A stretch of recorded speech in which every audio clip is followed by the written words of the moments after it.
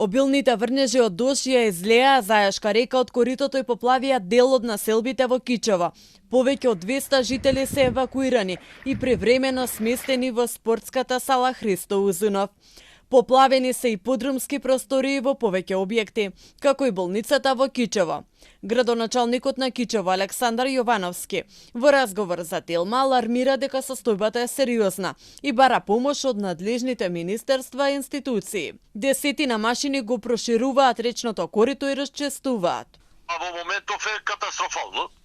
Поплавени се скоро сите населби што се најдуваат во близина на река, значи тоа е Подварош, на улица Прилевска кај што живеа ромите, минатиот пат кај што е поплавено, населбата Бичинци, спортската сала, болницата беше поплавена, здравствен дом, состојбата е катастрофално. Во Кичево состојбата најкритична, но поплави има и во Гостиварско, каде мајка и две деца беа заглавени во куќа и навреме спасени од службите.